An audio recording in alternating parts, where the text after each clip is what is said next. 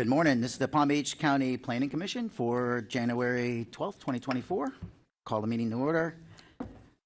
And since Precious is not here, you'll be taking roll call? Yep, that'll be me. Thank you. Sarah Pardue, Sorry, present. John Carr, Here. Rick Stopik, Barbara Roth, Dagmar Bras, Marissa Laldas, Penny Pompey, Present. Sim Caliendo, Here. Lori Vinacore, Here. Kylie Harper Larson, Here. Ankur Patel, Angela Van, Brian Stenberg, Here. and David Searle. Okay, we have quorum. Thank you. All right, thank you. Can we please stand for the Pledge of Allegiance? Pledge allegiance to the flag of the United States of America, To the republic for which it stands, one nation, under God, indivisible, with liberty and justice for all. All right, thank you. Do we have proof of publication?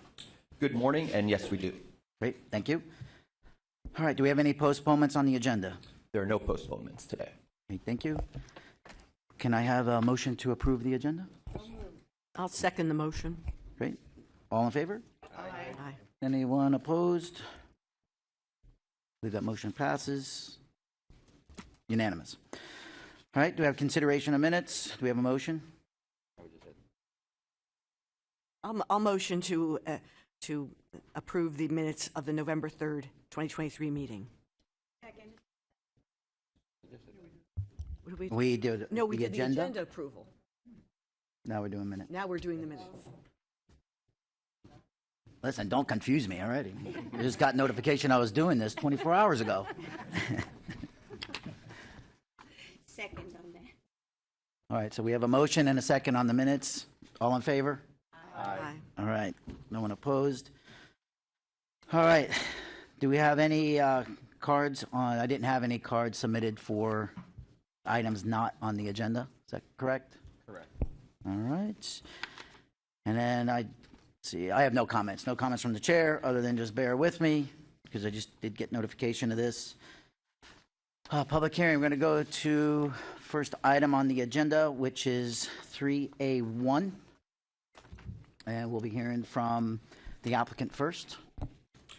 Actually, this is a county-initiated, so there will only be a staff presentation for this item, Great. and David Willock will be presenting from the Planning Division. Perfect. Thank you. Good morning, David Willock with Planning Division. Item for the board is the utility element revisions, county text amendment. This is essentially a housekeeping amendment for changes that occurred during to Florida statutes in 2023 regarding environmental regulations. These legislative changes must be reflected in the utilities element of the comprehensive plan by July 1st, 2024. First, this amendment proposes to add new policy 1.3F regarding the feasibility of providing sewer service within a 10-year horizon for developments of 50 lots in less than 1 acre. Second, add new policy 1.3G to identify the name and location of wastewater facilities that could receive sanitary flows after a connection and the capacity of those facilities and associated facilities. And third, add new tables 3A and 3B to the utilities element to show the projected wastewater flow at those facilities for the next 20 years, including new construction connections and connections to sanitary sewer, with a timeline for construction. Both the Palm Beach County Water Utilities Department and Florida Department of Health coordinated with the Planning Division for this amendment. As such, Planning recommends approval of the proposed amendment. We have Brett Hamill from Water Utilities available today if you have any questions. Sorry, it's kind of long, I know. All right. Do we have any questions? Yes, go. Yes, I have a question about this. For developments of 50 lots and less than 1 acre, okay, can you give me an example of a development of 50 lots? Just an example, you must have seen some in the county somewhere. We're not talking about planned unit developments here, probably. Are we talking about neighborhoods that many years ago were developed by one developer and you're calling that a development now? Can you explain what that would be? Brett Hamill, Palm Beach County Water Utilities, Environmental Health and Safety Manager. The purpose of this new law is to address septic tank discharges into the groundwater.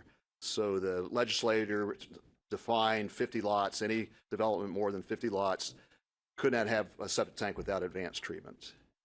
Advanced treatment can be done with the septic tank. It's an addition to the drain field. The same thing at the 1 acre. If it's greater than 1 acre, they expect through their modeling that the nutrients won't be an issue getting into the surface waters or contaminating the groundwater, but less than 1 acre, it could if they're that close. Okay, I understand that, okay? My question is, do you have any idea where these are? Any idea at all, engineering, where this would be in Palm Beach County? Give me an idea up on Beeline Highway somewhere. I'm just thinking because if it's not a planned unit development and it's a regular like neighborhood development, there are things that are required like lift stations and all with these when you're putting in new sewer.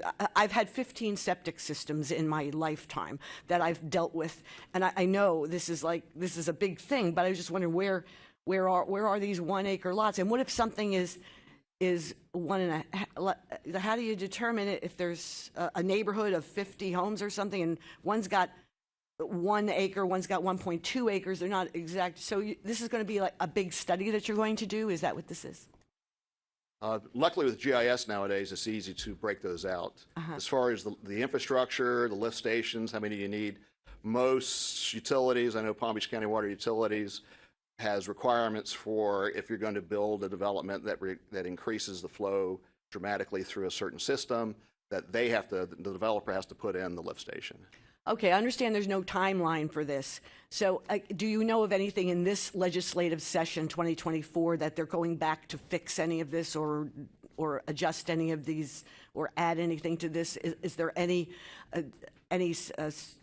statute that's being worked on, any bills for this, to glitch bills or anything for this? I have no idea. No, you don't. Okay, that's all. Thank you. All right. Any other questions from the commission? All right. If none, I'll entertain a motion. Yes.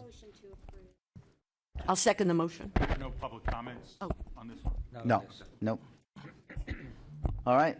I have a motion. Did I have a second? Yeah, I'll second the motion on that. All right. I'll call it the vote. I don't think we need to do a roll call vote on this one. All those in favor? Aye. All right. Anyone opposed? All right. Passes unanimously. All right. Moving on to 3A2. I'd like to call the applicant up, please. Good morning. For the record, Josh Nichols with Schmidt Nichols, representing the applicant. Mr. Chair, you're doing a fine job standing in today. Thank you.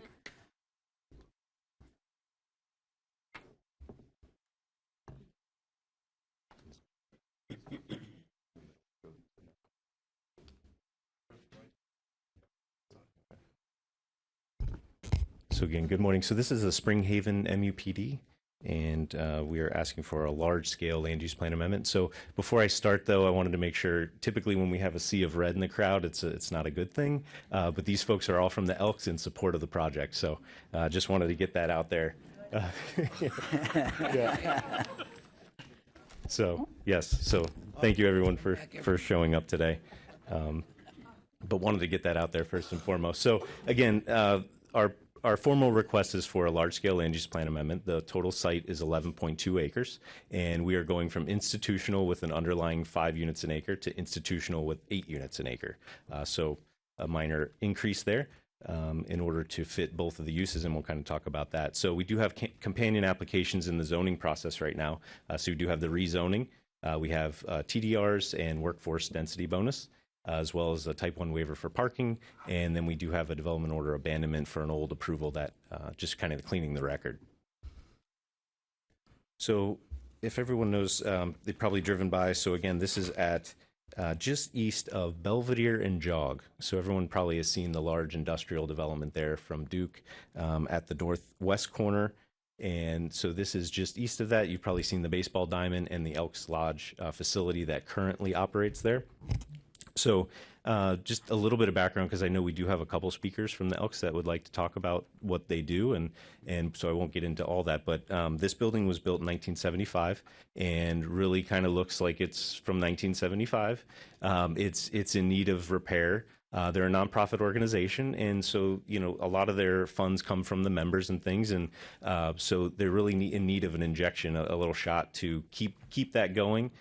They want to be able to build a facility that can produce revenue for them, so that they can sustain themselves into the future. So, and that's what this project does.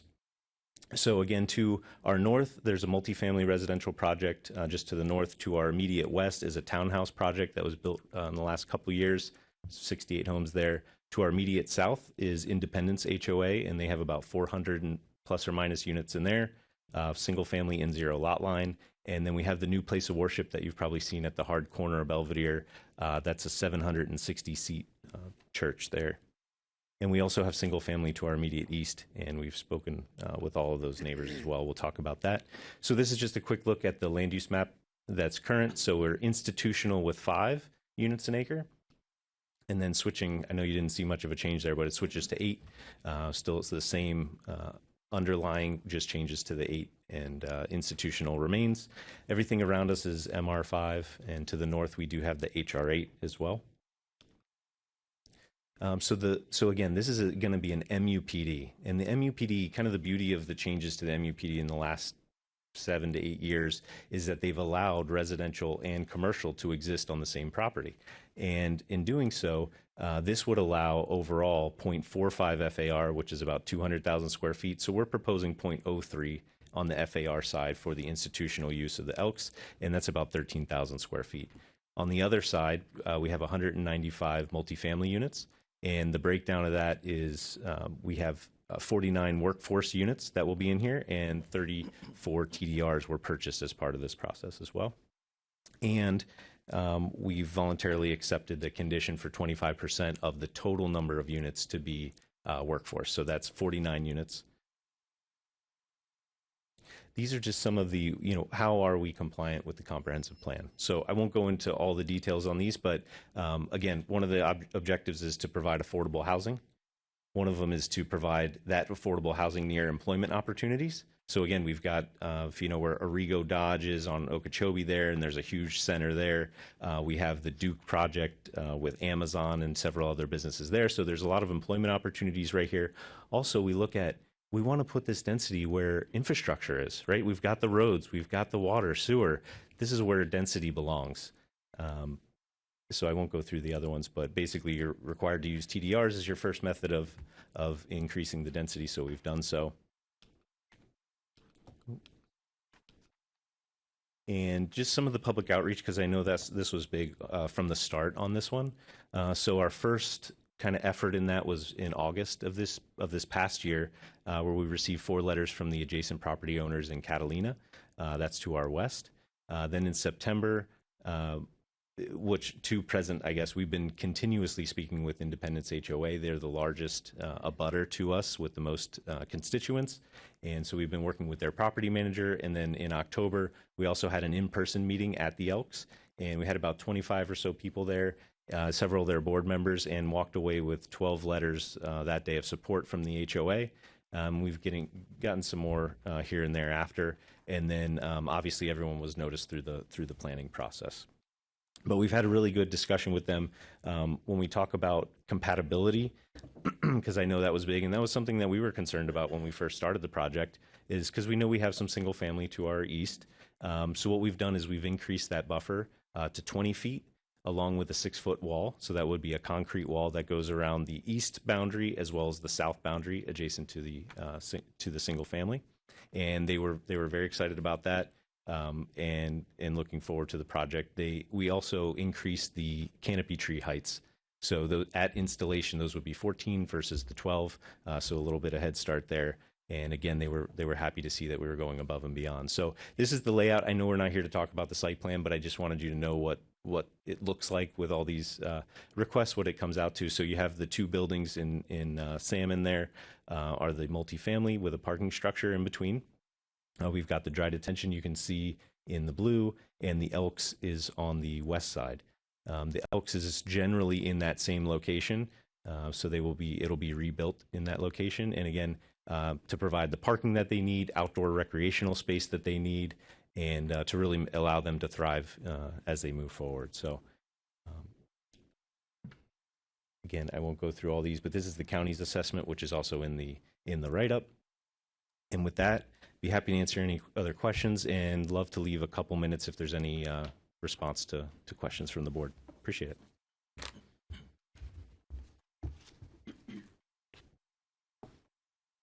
Great. Thank you. Now, staff presentation, please.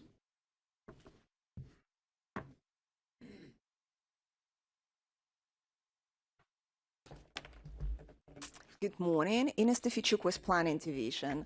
The item in front of you is Springhaven MUPD. It's a large-scale Atlas Amendment 2024-005.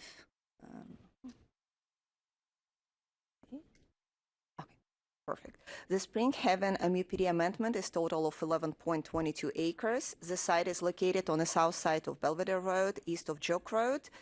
The applicant is requesting change from institutional with underlying medium residential 5 units per acre to institutional with underlying high residential 8 units per acre. The zoning application is requesting a change to MUPD, additional density through workforce housing and transfer of development rights programs for a total of 195 units and a gross density of 17.4 units per acre. Applicant will redevelop the existing Elks Lodge facility on the site.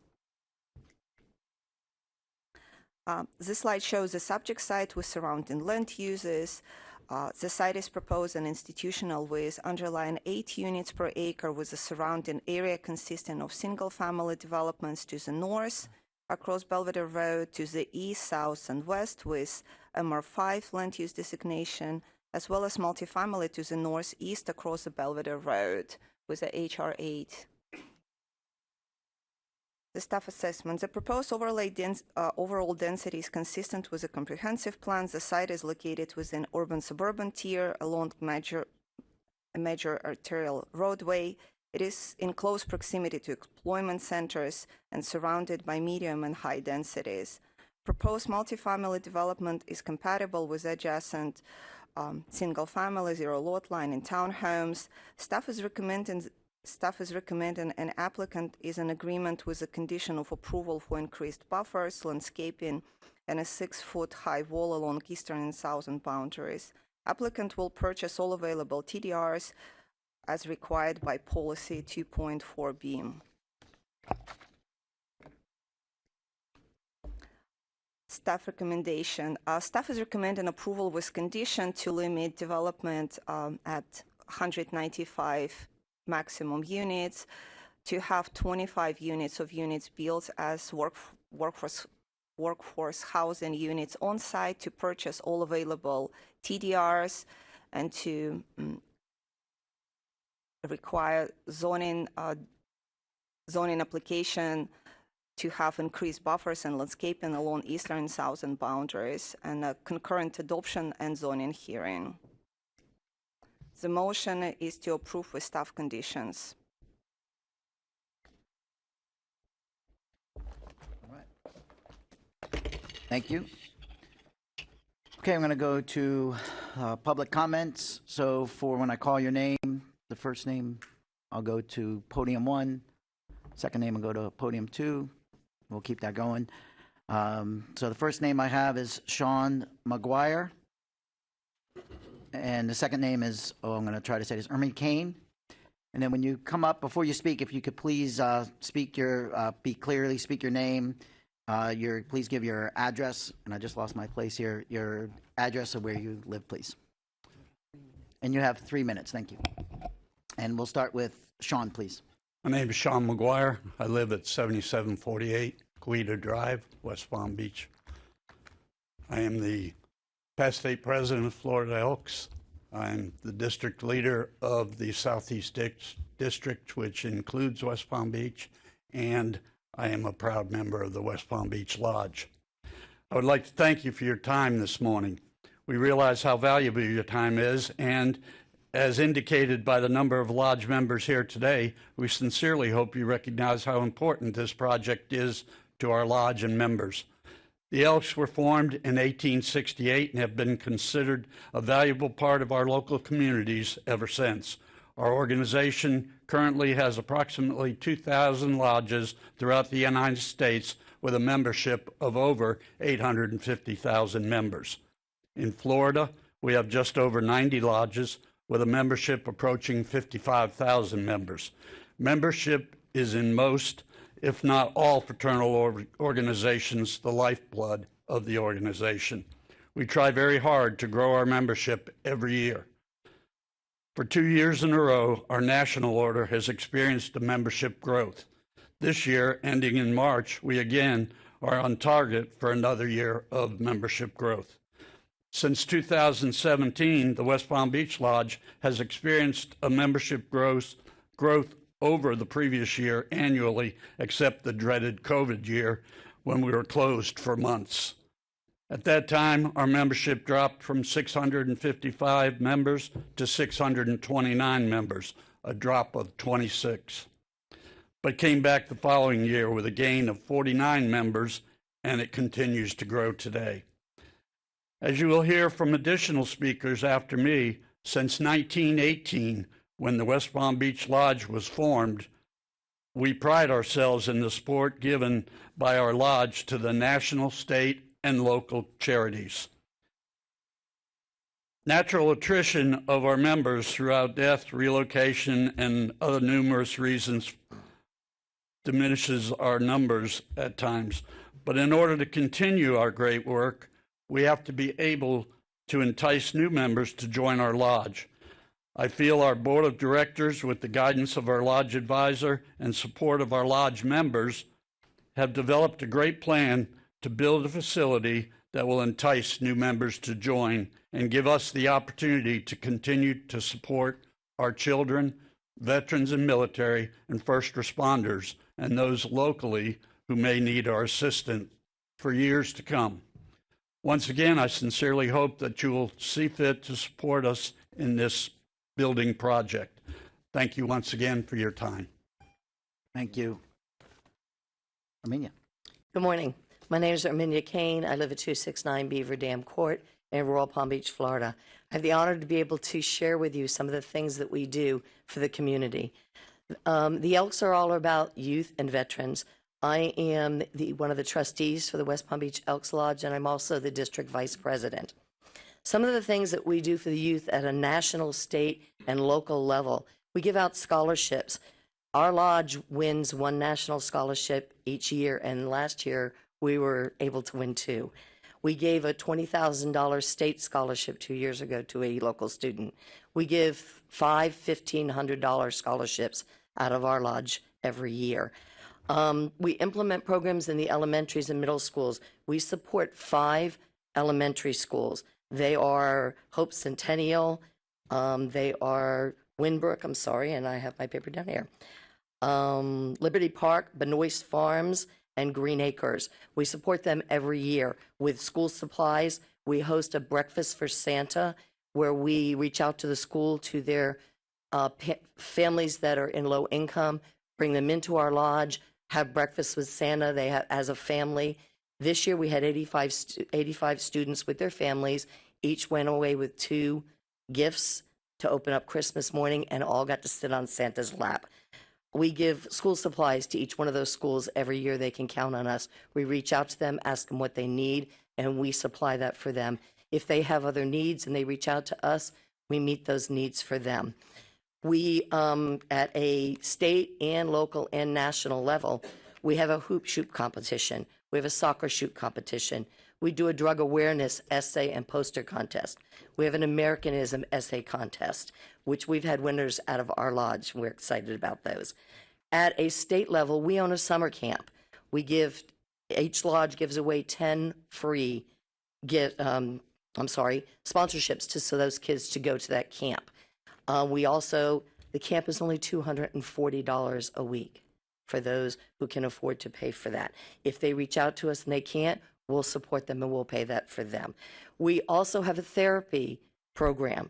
at a state level. Each district has a therapy van, one, some two. They reach out to the children that do not have insurance or have exhausted their insurance, go into their homes and treat these children and teach the family how to treat these children. The other things that we do at our level, we give gift cards to families in need for Thanksgiving. We sponsor a Gold Coast Down Syndrome walk, as well as host their Christmas party. When we started out hosting their party, it was 85. This year, it was almost 200 people with Down syndrome, and it was an exciting day. It was a dinner and dance, and they love to dance. We fundraised for the autism. We also fundraised for battered women's shelter. We open our lodge to the Boy Scouts for them to meet there. We sponsor a youth baseball team. For veterans, shall I go on? You could just wrap up another 5, 10 Okay. seconds. It's fine. For veterans, I'll wrap it up real quick for you. For veterans, I get excited about what we do. We work hand in hand with the VA.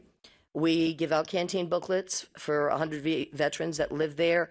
We bring the blind vets into our lodge for karaoke. We take the wheelchair vets out to Duffy's. We've also spent $10,000 to build a closet for the homeless veterans to go in and get clothing. We do backpacks for homeless vets. There's so much more I can tell you. Thank you so Please much. come visit us and we can share with you. We appreciate Thank you, it.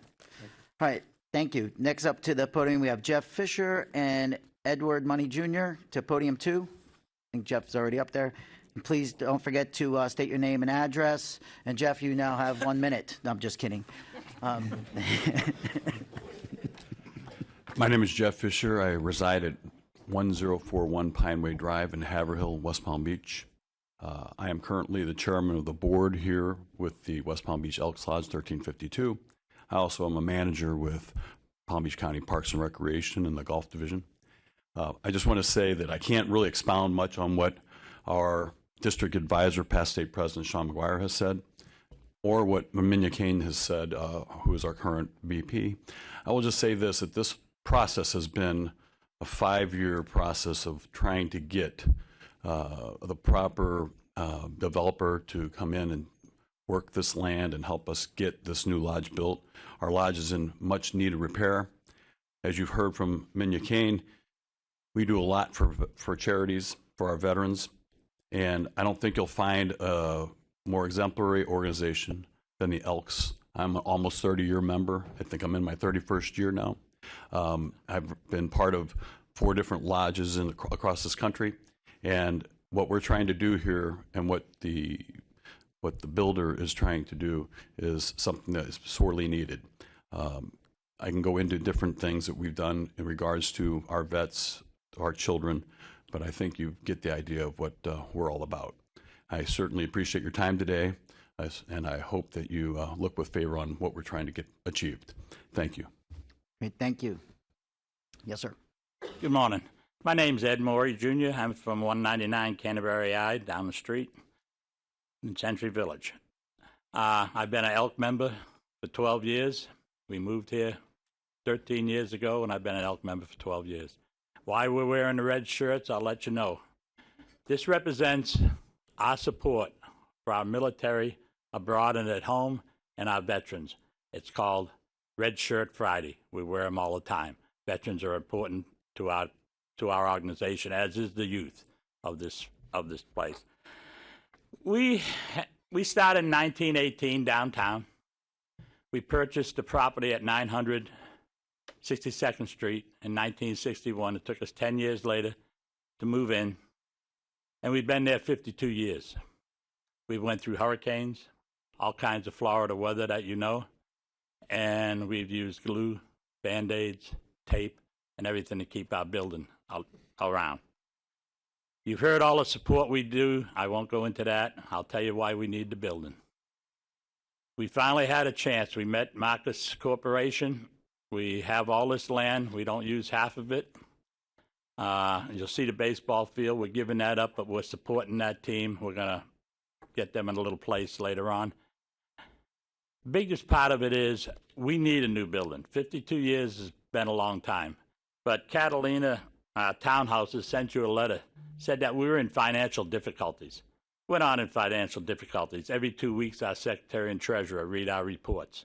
In the last 10 years, we've grown and we've grown. The reason we're building this lodge is we can get a brand new facility, brand new, without a mortgage. We will have no bills. We can give more people in this community, which we take care of greatly. We have all kinds of drives. We have everything. If you come and visit us, you'll see.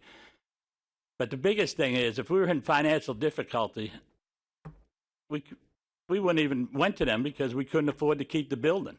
Now we're going to have a brand new building. It's going to be almost double the size that we have now, and it's going to be mortgage free. We can give our children and our veterans the money that we would have spent.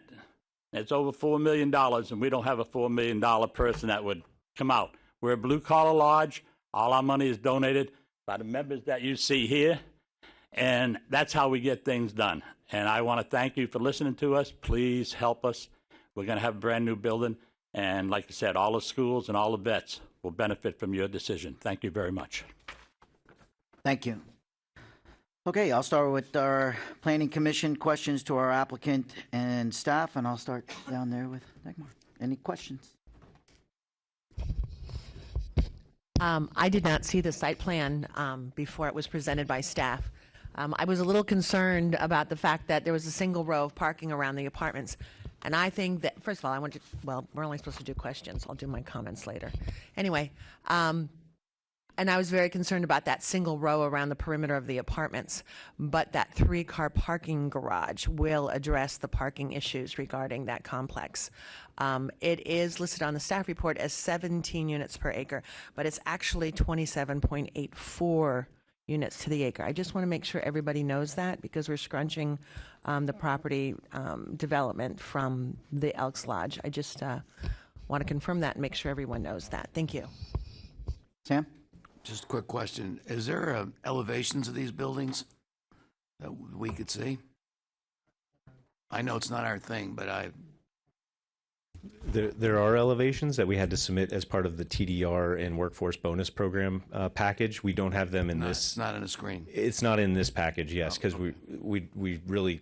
Just a question. I wanted to see how that fit with the stacked parking garage and so on. That's the reason I asked that. Yeah, no, it's actually it looks very nice. It's got some metal cladding on it, and it also has planter boxes throughout. What's the height? What's the height of the top of the roof? I want to say 41 feet. So the parking garage and the residential is all at the 3 stories. So we haven't 3-story eclipsed levels. it. Yes. Okay. Yes. All right. Thank you. Mm-hmm. You, Penny? Okay. No. Yep. Just a quick question for you with regards to getting in and out of the site. What I'm looking at here, and I don't know if you have the map of the site plan that you could put back up, just to clarify it. While you're doing that, by the way, I think this is an awesome project. I think it's a win-win, which we so rarely see. So I just wanted to get that out there. But what I could see here, you've got Jog Road, you got 62nd Street on the west, and then you've only got one point of ingress and egress onto Belvedere Road. That's going to remain basically? Correct. That's an existing crossing. There's actually a bridge there. Okay. So over the canal, so that will remain, and we're reutilizing because there's a median cut there. And there is a median. Okay, that was what I was getting at. So going east and west is not going to be an issue. Correct. There's a full median cut there, and it aligns with the development across to the north side. I mean, I remember when Belvedere stopped at Jog Road back in the dark ages. Yes. So there's no traffic signal planned to go there. You're okay with that? There's going to be enough control on east and west of it that people are going to be able to get in and out of the place? Correct. And there's also an access point on 62nd as well. Okay, yeah. So that's what I didn't see. Okay. I wasn't quite sure how it was going to configure there then. So there's going to be, you'll be able to transition between the Elks property, quote unquote, and the new development there just for traffic flow. Correct. Got it. Okay. That was it. Thank you. Yep. Thank you. Go ahead, Lori. Yes. North is HR 8. That's correct. And how many units is it actually per acre, though? That one's 68 units. North, the HR 8 north of this. Yeah, I'll go back to the map real quick here. So that's HR 8. I think it's We have it in our staff report. Yeah.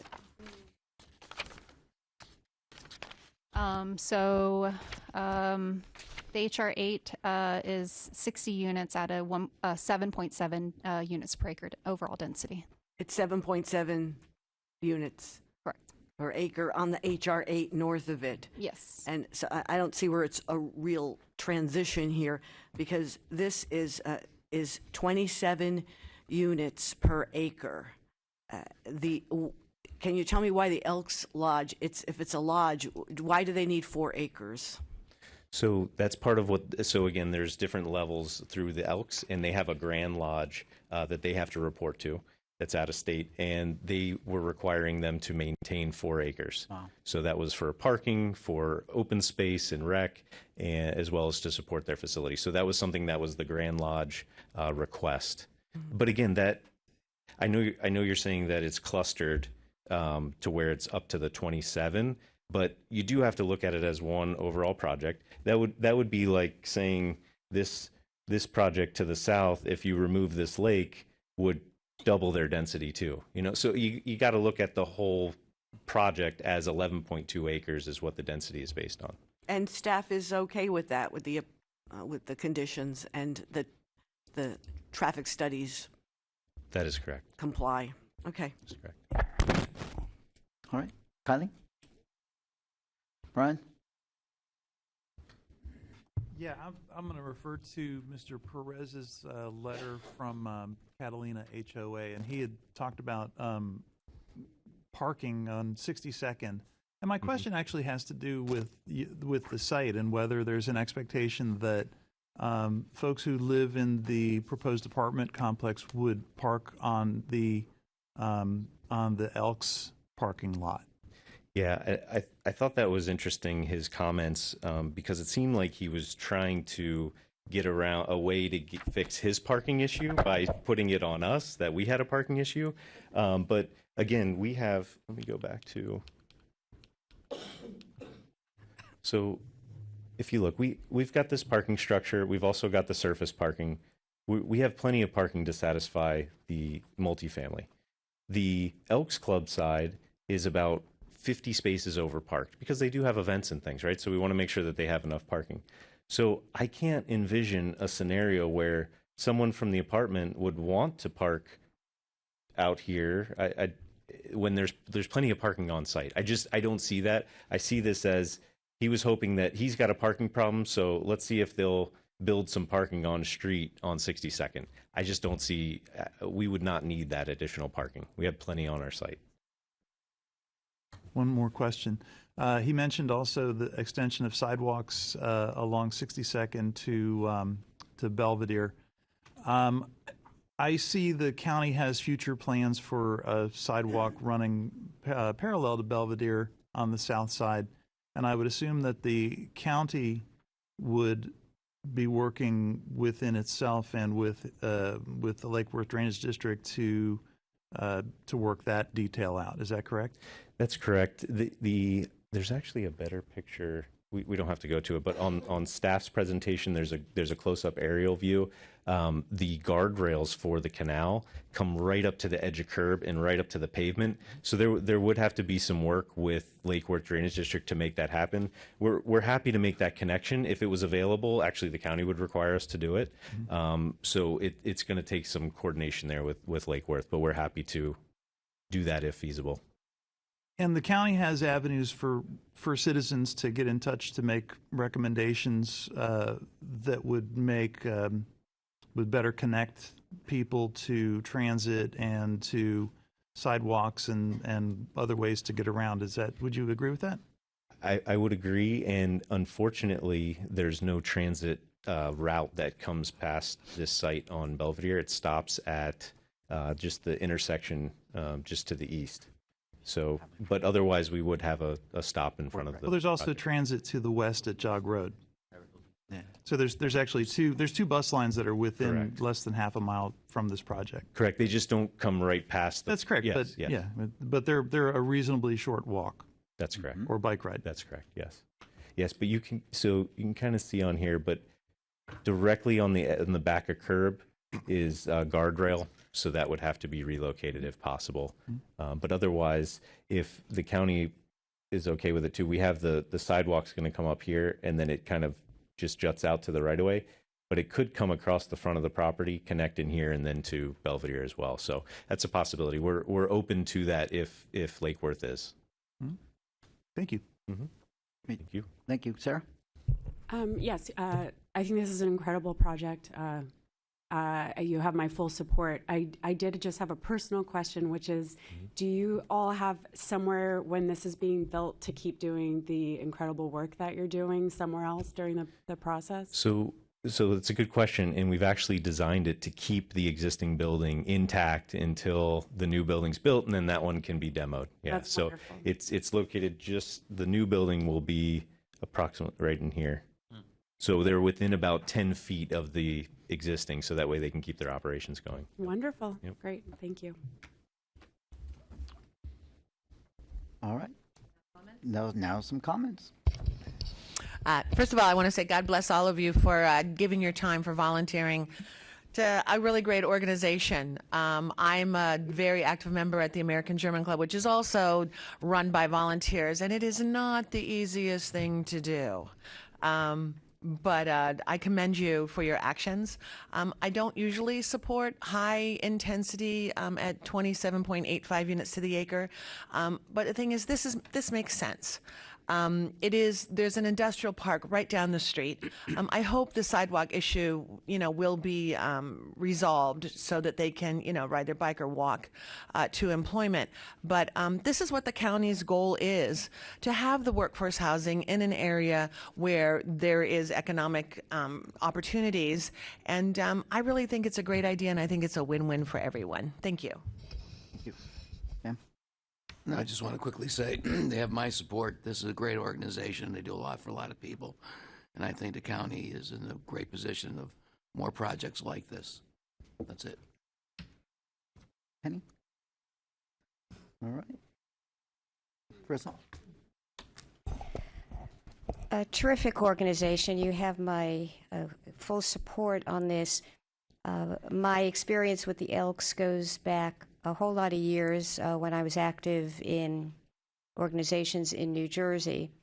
I sat as president of a large school district school board, and the Elks back then and still now very supportive of our children, education, scholarships. I had to smile when I heard of some of your ongoing scholarships. So congratulations, and of course your work with veterans. Again, the density is not what I would usually support, but in this case, with this design, in this location, you have my support. Thank you. Rick? No, thanks. No, I'll just reiterate that I think this is just an example of what a really good collaboration can do. So many times we see things that are contentious and is adversarial, and this is it's very refreshing to see such a project come together like this with a win-win. I just hope it comes to fruition without any wrinkles. Everybody, a year and a half, 2 years from now, when everybody's smiling in the new building, that it's just a good experience all around. So best of luck to everyone on the project. Lori? Good morning, and it's wonderful, refreshing as well to see the support for this, and I commend the applicant and the Elks for coming together on a project that our county needs. And without rehashing everything, bravo on your volunteer work and your commitment to our community. And I would just encourage the other Elks lodges that are in the county and the surrounding counties to consider this as a case scenario that you guys can bring to your Grand Lodge, so that we can get more workforce housing into the communities that are so desperately needing it. And then you have your community right there to also provide them a facility in which to conduct more community activities and also grow your membership. So bravo. I want to commend the Elks for coming out this morning and for to see your show of support for your organization. Elks does a great thing for our community. I think that by building the facility the way you intend on building it, it'll create a wonderful marketing opportunity and hopefully allow you to reach a whole new universe of members who can see the value of what you do. I'm in full support of this project, and I wish you the best of success with it. Thank you. All right. Thank you. Well, I will tell you, when I walked in and saw the red shirts, over Rick, it said, great. And then I saw the cards and said support, was a little relieved, so that was good. So this month, I'm celebrating 34 years as a member of the Moose Lodge. So I can tell you, so it's 34 years. I can't remember the exact date. But I will tell you, I applaud what you're doing. And this is a trend, what we're seeing. And there's a Moose Lodge in the area that had the opportunity to do the same thing, and they turned it down. And I was flabbergasted that they turned it down. So I applaud you for looking at this and doing this, knowing what's right for the lodge and for the community. So I'm going to be supporting this because that takes a lot. That's I'm sure it wasn't an easy task, and you did answer my question because the Grand Lodge, to get this approved, takes time, and then you got all your members. It's a whole process. So I applaud you all for being here, and looking forward to seeing what this looks like at the end here. All right. With that, I'll motion to approve the application with the conditions. all right, we have a motion and a second. All right. Do we want to do a roll call? Let's do a roll call. John Carr, Yes. Barbara Roth, Yes. Lori Vinicor, Yes. Penny Pompey, Yes. Dagmar Braz, Yes. Sam Caliendo, Yes. Sarah Pardue, Yes. Kylie Harper Larson, Yes. Rick Stopik, Yes. Brian Stenberg, Yes. Marissa Laudas. Yes. Passes All right. and unanimously. Thank you. All right. Looking for my agenda here. Where'd it go?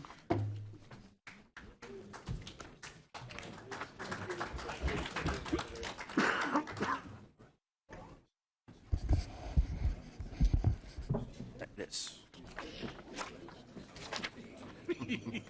No.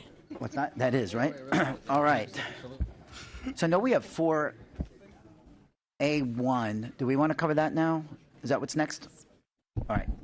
Perfect. Who's going to handle that? Thank Great. you, Chair. Go. Good morning, Commissioners. Jeff Gagnon, Deputy Planning Director. Before you is the 2023 Planning Commission report. This is an informational non-action item which provides data and general information on the activities of the Commission during the calendar year. In general, the Planning Commission serves as the county's local planning agency per Chapter 163 of the Florida Statutes and provides recommendations on comprehensive plan amendments to the Board of County Commissioners. From staff's perspective, we're very fortunate to have such a well-established board. We're also very grateful for Stephanie and her staff for all the work that they do behind the scenes and during the meetings to keep them running smoothly. Of the 12 regularly scheduled meetings, 9 were held, and at no point in time do we experience a meeting cancellation due to lack of quorum, which demonstrates the commitment of all our appointed board members. During that calendar year, we had 4 new appointments to the board and 1 reappointment. Additionally, the Planning Commission reviewed and made recommendations to the BCC on 27 proposed amendments, which are shown in Table 1 of the report. And with that, we're happy to answer any questions that the Commission may have.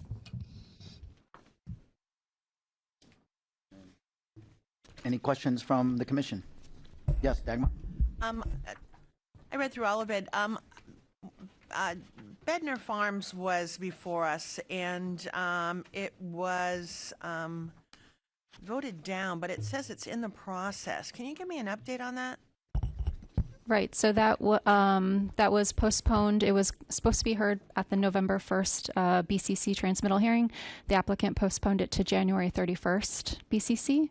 So that will be the date, the transmittal hearing for that item. Okay.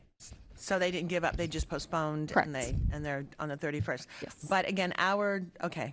All right. Thank you. Penny? I just want to say it's really refreshing to see a staff report for an annual report that's very brief and concise, and it's much appreciated. Thank you.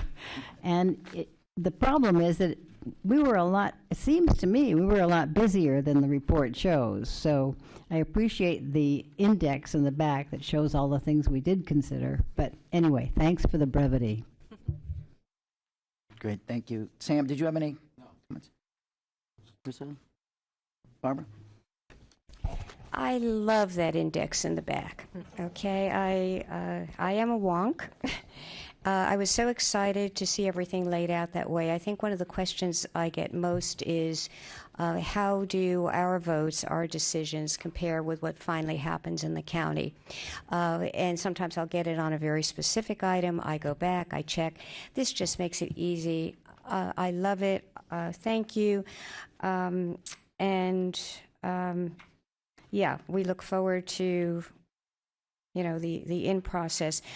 But I actually passed this on. I did a distribution last night and sent it to people and said, boy, I don't know if you're going to be as excited as I am seeing everything in one place, but it's valuable. I thank you.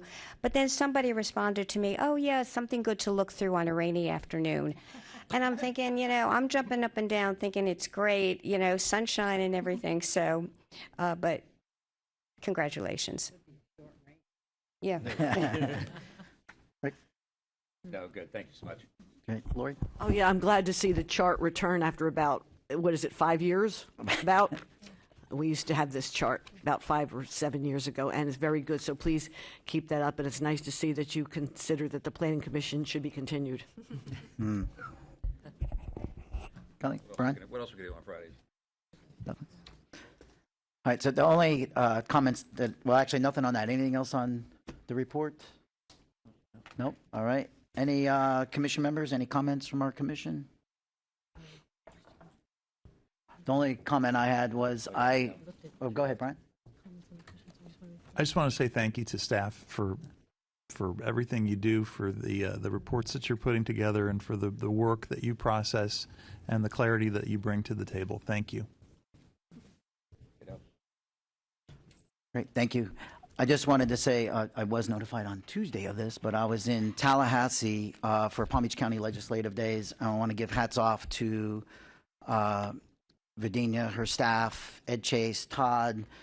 They all worked really hard for our residents in the county to make sure we're represented up there. It was packed despite all the delays with rain and planes being diverted and traffic.